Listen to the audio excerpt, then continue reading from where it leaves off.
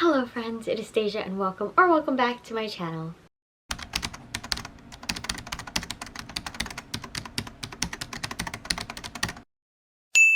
So, it has been a minute since I've done a book tag, but I've seen my friend Rylan do this tag and I just thought that it was so fun, so I figured, why not do this tag myself? So it is called the book recommendations tag, and this is a very positive book tag in the sense where it's a lot of my favorites. I think only one is not like a favorite book. So I have all of the physical books here, so we have lots of fun things.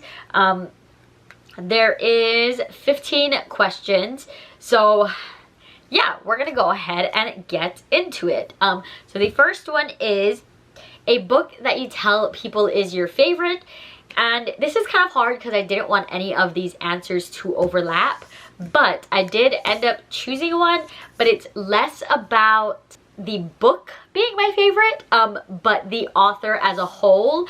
This is an author that I don't talk about as much now that I'm kind of in like my romance era, but every time this author comes out with a book, I am immediately on it and I immediately want to get it. So I figured I would do Riley Sager. This is just his book, The House Across the Lake, but he has other books and I've enjoyed them all. Riley Sager is always a go-to author for me, so when people do ask for like recommendations in thriller or anything like that, I automatically do think of Riley Sager being one of my favorite authors. He just does something so well, and always just like sucks me in and completely engages me. So kind of cheated.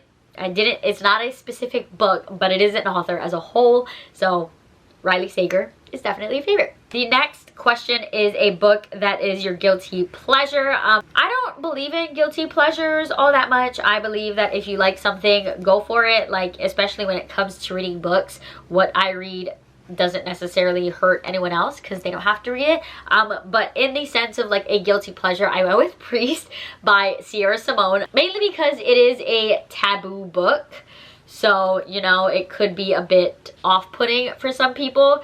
I don't know, I enjoyed it. I love the fast pace of it, the taboo forbidden elements, and I guess you could call this book, I guess this entire series, some sort of guilty pleasure. The next book is a book everyone loved, but you didn't. So this one is kind of sad. I have an entire reading vlog on it.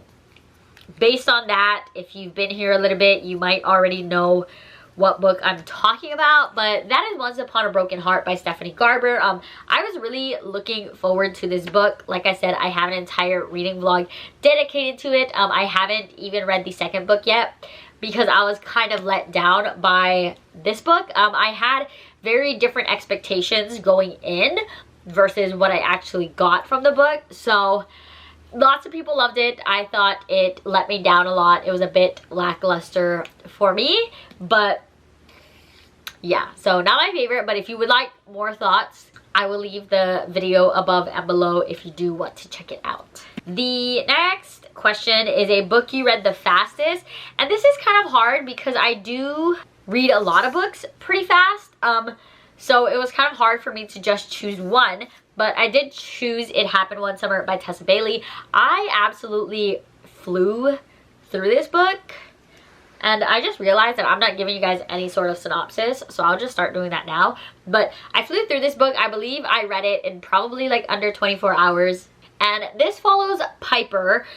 She is a like high-class rich girl, but she gets into some trouble, so she gets sent to like a small town in Washington, and while she's there she meets this fisherman, Brendan, who she doesn't really like at first. He's a bit grumpy, he's very protective of his town, he has a past that he's still working through, but yeah, so this was a book that I absolutely flew through. I also flew through the sequel, which is Hook, Line, and Sinker, so there you go. The next is a book you think deserves more hype. And this is kind of hard for me. I feel like I don't read any like super never talked about sort of books. But I did choose a book, and that is A Killer Harvest by Paul Cleave. This is a thriller that follows Joshua, and Joshua was born blind, but he gets the opportunity to have an operation after his father passes, to have a transplant and get his father's eyes. I'm not sure if that's a real thing, but that's what the book is about. And then Joshua slowly starts to see sights and memories that are not his own and are very concerning to him. I thought that this was a super fast-paced thriller. I was thoroughly engaged. I thought it was super interesting. Like, the concept itself was super interesting.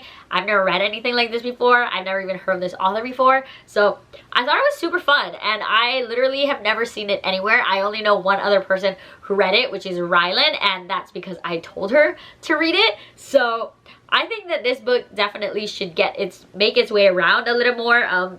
It is on the older side now, though. It was published back in 2017, so it is a bit of an older one now, but still super enjoyed, and have never seen anyone I know read it. So if you're looking for a thriller, highly recommend. The next prompt is a book that is becoming a TV show or movie. This is kind of a cop-out because it's a very popular one that's coming out, but I didn't see anything else on my shelf that I knew for sure was going to be having an adaptation. But I chose It Ends With Us by Colleen Hoover. This book, and it's like behind the scenes, is definitely making its round. This book basically follows Lily as she finds herself in a tough situation, and yeah, that's all I'm gonna say. Because I feel like this is the type of book you should go in blind if you have not read it already, which I'm pretty sure most people already have. That's all I'll say about this. I have no idea when the adaptation is actually coming out, but I know that it's already in the works. So there's this. The next book is a book you've reread the most. I don't reread often. I think I can probably count the amount of books I've reread on one hand. So this was a pretty hard one just because I don't have many options, but I did go with Caraval by Stephanie Garber. This is a book that I've read 3 times, but I've only read it 3 times because I always reread the book before the next book came out. So I read it when it released, and then I read it before the second one, and then I read it again before the third one. So I guess this would constitute as the book that I've reread the most, for no particular reason other than I read it when the next book was going to come out. So this book basically follows Scarlett and Tella. They are sisters, and ever since they were young, they wanted to get their hands on invitations to a game called Caraval, but they never really got there. One year, they actually do get an invitation to go to the games of Caraval, that is just filled with magic and mystery and a lot of unknowns. Is it real, is it not sort of vibes. So we follow them as they go on their adventure to go to Caraval and kind of find themselves in a situation. Scarlett is being told that everything's a performance, but she's also trying to get in contact with her sister, so it's a whole thing. I really enjoyed it, despite me mentioning earlier that Once Upon a Broken Heart was not my favorite. This still does stand to be one of my favorite series, so there's that. The next prompt is a genre you don't typically read, and this is a genre I love. I truly do love it. I just don't read it often. And I don't know why, but that's fine. But I chose Death Note, which is a manga. I love mangas, but like I said, I don't really read it much. So basically, this follows Light Yagami, and he is a student, straight A's, top of his class, all of that sort of things. And he's basically bored at his school. He's bored because he is just so high up there in the ranks that nothing is much of a challenge for him, but his life changes when he ends up finding a Death Note. A Death Note is a notebook where Shinigamis, which is the death god, they kind of write your name in it and then you go. So basically, Light finds the notebook and figures out what it is, and the question is now whether he will use it for good or for evil. It's a very fun series. I really enjoy it.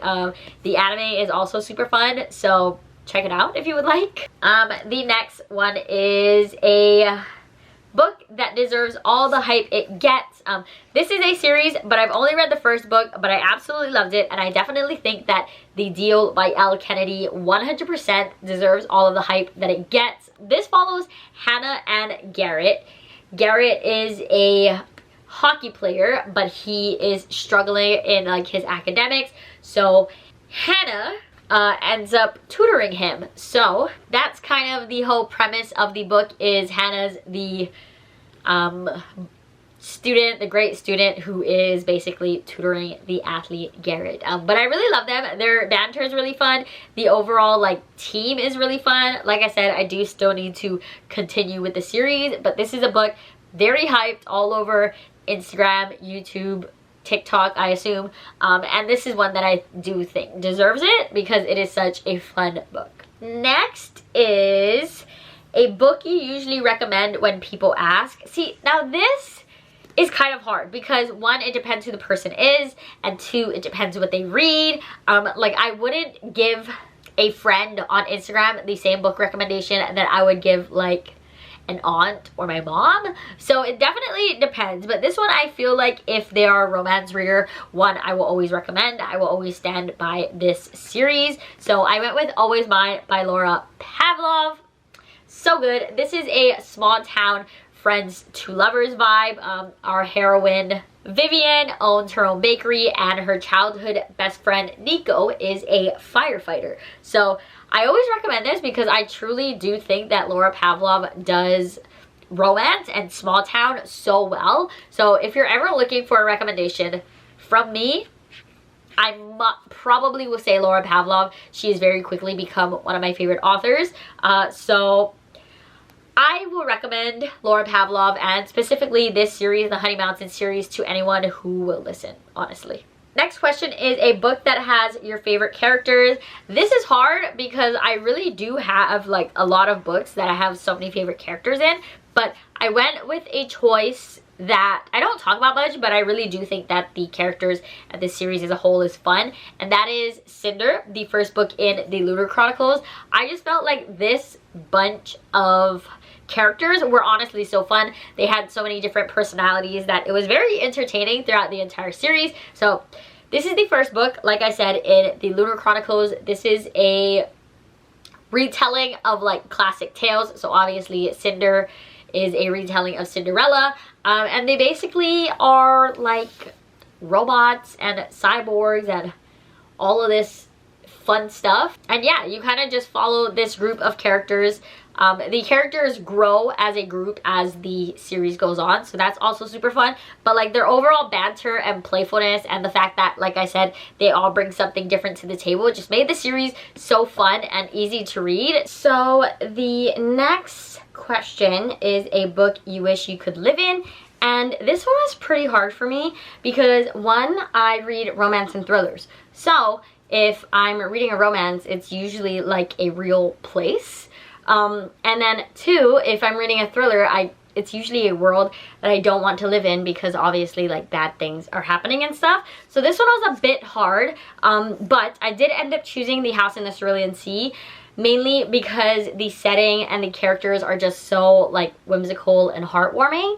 If you don't know what this book is about Linus Baker, and he is a caseworker for the department in charge of magical youth. So he gets an assignment to go to a house, this house by the Cerulean Sea, and see what's going on there and whether they need to like step in or if it's safe and all of that fun stuff. But he quickly realizes that this isn't a normal place, and yeah, finds himself in a situation where he's not sure what to do when he always knows what to do, especially when it came with his job. So like I said, I chose this for the prompt where I would live because it's just so whimsical. I would love to like meet these characters. They're all like magical, and it's just overall just very fun and carefree, I guess. But yeah, so I chose The House in the Cerulean Sea. The next one is a book you thought you would hate but you didn't. And for that, I went with The Book Thief. It's not necessarily that I thought it was going to be a bad book or anything. It's just like a historical war story, which is very much not my thing. But the exact opposite happened, and I actually really end up loving it. So if by chance you don't know what this book is about, this book is told from the perspective of death in the middle of Nazi Germany. So it follows Death as he's following a little girl named Liselle and watching her grow up, and kind of what comes out of the situation and what happens in the time frame in which this book is taking place. It was actually so good. This is just, I think, one of the first books that actually made me cry. So the only reason, I didn't think I would hate it. It just wasn't necessarily up my alley because of the setting of a war and it being like historical. So I chose this. And then the next book, ironically, is a book that made you cry. And obviously, like I said, I didn't want anything to overlap, so I chose a different book, and it's a book I read more recently, 1,000 Boy Kisses by Tilly Cole. This is featured in a reading vlog of me basically trying to make myself cry, and this book broke my heart so much, but it was like so good that I would read it probably 1,000 times again, even though I know the outcome. It was just great. So I'm not going to tell you too much, but this basically follows Poppy and Rune. Rune moves next door to Poppy when they're like 5 years old or something, and immediately Poppy's like, hey, you can be my best friend. But Rune is kind of standoffish, kind of like a loner, wants to be by himself, things like that. And this book just follows them as they grow. And then when they're in high school, Rune has to move for a couple years, and in that time frame of him moving, Rune and Poppy completely lost contact. So when Rune comes back a couple years later, it's very tense. There's that animosity, and we're not really sure why they stopped talking. So we kind of discover that and what all happened, and it's just so sad. And yeah, there's this. And now for the last one, it is a book you wish you could read for the first time again. And for that, I chose November 9 by Colleen Hoover. This also has a reading vlog for it. When I read this for the first time, I think this was my second Colleen Hoover romance. I think I read Verity before this, and It Ends With Us. So this was only my second book, but I wish that I could read it for the first time, because the way my jaw dropped at what happened in this book is like so insane. Like when things were happening, I was shook. Like I didn't know what to do with myself. So I wish that I could have that feeling of being hit with something without knowing that it was coming all over again. And it was a great time. I wish I could read it all over again for the first time without knowing anything, because it was just wild. So this would be my pick.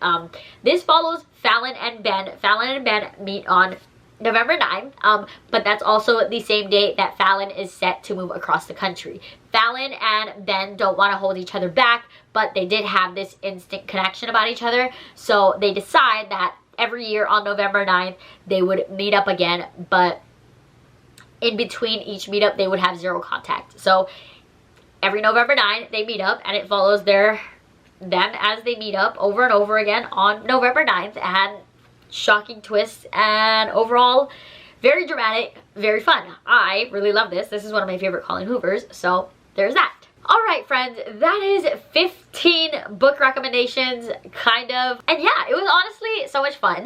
And I love doing tags. So if you are watching this and you want to do the tag, go ahead. I'm not going to tag anyone specifically, but I tag anyone and everyone who would like to do it. But those are all the books that I have to talk about today. I will leave all the questions in the description below if you want to, you know, go ahead and do the tag yourself. But that is all from me for today. So you can like, comment, and subscribe down below if you'd like all of my socials. Follow me anywhere else, and every video that was mentioned will be linked down below. I hope you enjoyed, and I'll see you in the next one. Bye!